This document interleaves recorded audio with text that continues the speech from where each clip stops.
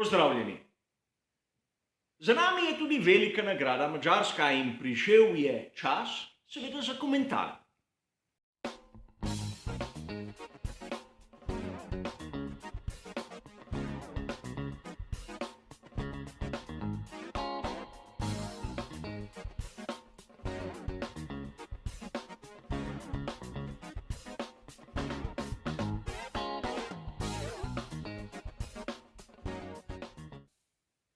Verjetno si marsikdo izmed nas, navdušencev, ni predstavljal takšnega končnega vrstnega reda na veliki nagradi Madžarske.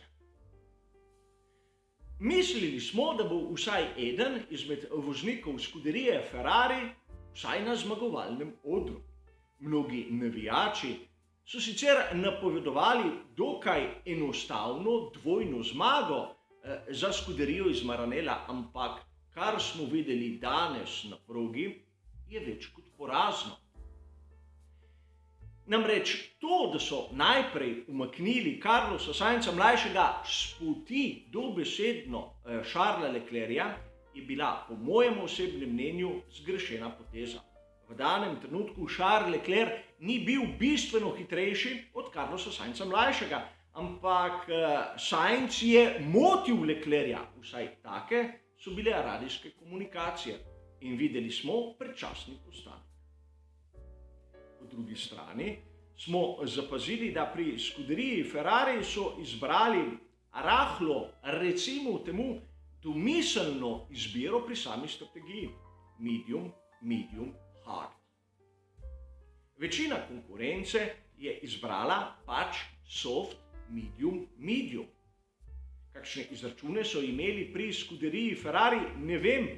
Verjetno so bili ti dokaj podobni onim mojim osebnim, a o tem malce kasneje. Dejstvo je, da so naredili še eno napako. Namreč, ko so ugotovili, da pneumatika hard pač ni učinkovita, so še enkrat poklicali na menjavo Charlesa Leclerca, ker je s pneumatiko soft pravzaprav taval v ozadju.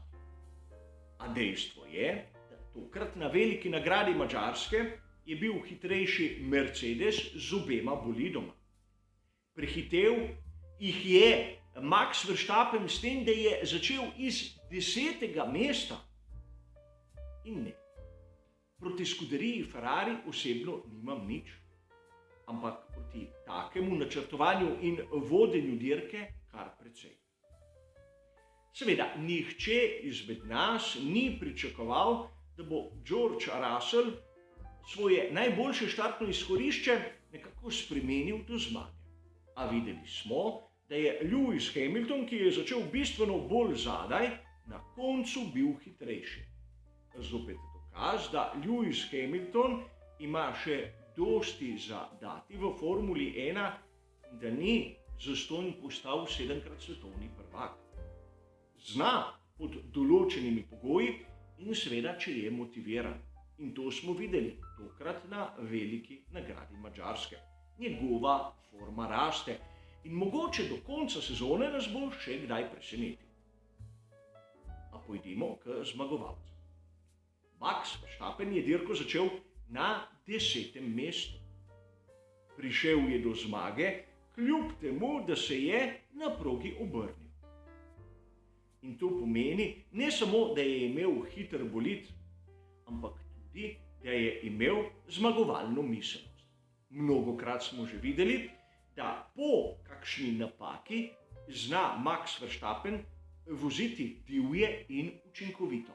Ni prvič in verjetno tudi ne zadnjič.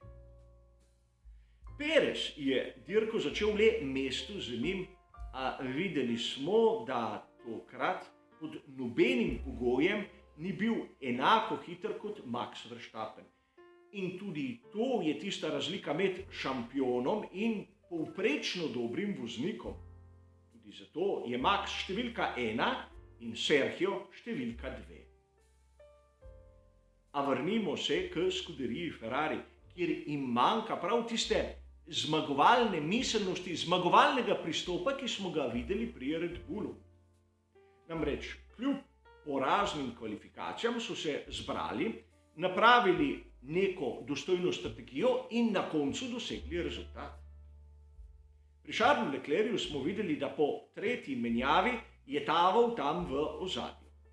Seveda, Carlos Sainz mlajši na koncu praktično ni imel možnosti, kajti njegovi postanki so se začeli prezgodaj in na koncu v primerjavi z naprimer Lewisom Hamiltonom ni imel nobene možnosti. In to bi moralo nekako storiti, misliti Matiji Binotto.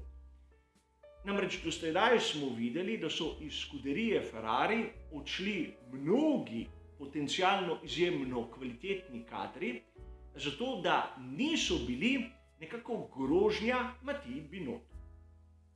In govorimo naprimer o Andreji Steli, govorimo o, če ne drugega, Jamesu Ellisonu, govorimo o Simoneju Resti. A verjetno ta kader v drugih ekipah je znal pokazati določene kvalitete in te kvalitete bi v tem trenutku prišle še kako prav v skuderiji Ferrari. Ampak to bi verjetno ogrozilo neko notranjo hierarhijo.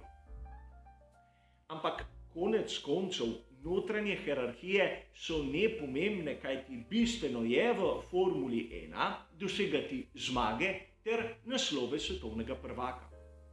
Tako, kot smo videli na veliki nagradi Madžarske, je ta cilj izjemno daleč. Pred časom sem slišal marsikaterega navdušenca, da se je malce v šali nekako tako izrazil, da se bo Ferrari do konca sezone boril za drugo mesto med konstruktorji z Mercedesom. No, če bodo nadaljevali tako, se bo ta šala spremenila v kruto resničnost in to bistveno pred koncem sezone. In govorimo o ekipi, ki je bila na prvih dirkah dobesedno nepremagljiva. Seveda na prvih treh. Potem je krivulja obrnila strmo navzdol. Kakšna je rešitev za težave skuderije Ferrari, ne vem. Kajti tudi odpustiti določen kader je praktično brez pomena, kajti nimajo nekega pametnega nadomestila. Pri vseh preostalih pač nisem videl kaj bistvenega, ki bi bilo omembe vrednega. Videli smo, naprimer, kako so dirko zastavili pri ekipi Alpine. Strategijo, ki je bila čisto drugačna od vseh ostalih, ampak tako z Alonsom kot z Oconom so prišli do točk. Seveda, marsikdo bi lahko pričakoval boljši rezultat, glede na to, da je Ocon lansko dirko zmagal. Ampak lani je bila dirka specifična. Letos nismo videli takšnih pogojev. Po drugi strani zopet dobra dirka za Norrisa, ampak nič tako posebnega. Če pogledamo strategije, moram zopet priznati svoj poraz.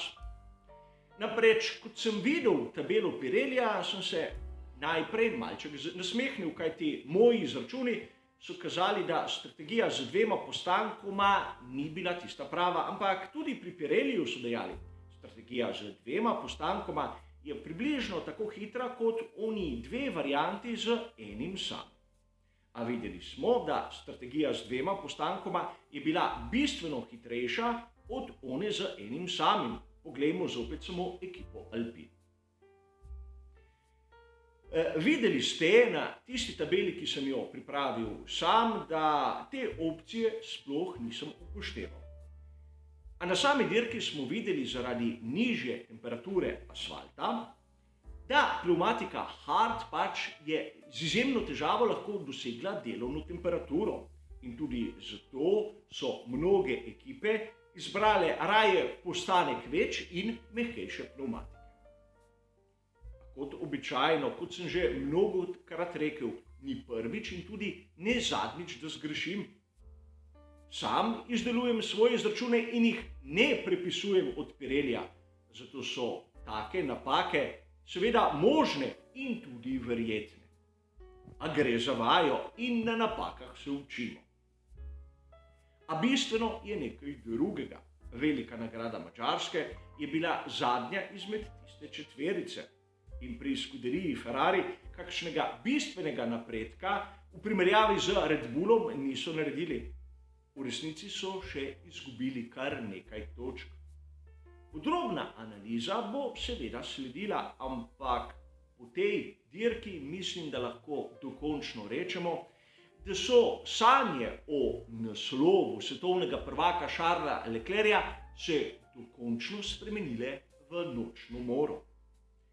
Do konca sezone se lahko zgodi še marsikaj, ampak nekaj je možno, čisto nekaj drugega je pa tisto, kar je verjetno. Kar se tiče komentarja velike nagrade Madžarske, je pa seveda to vse. Hvala za vašo pozornost ter seveda nasvidenje.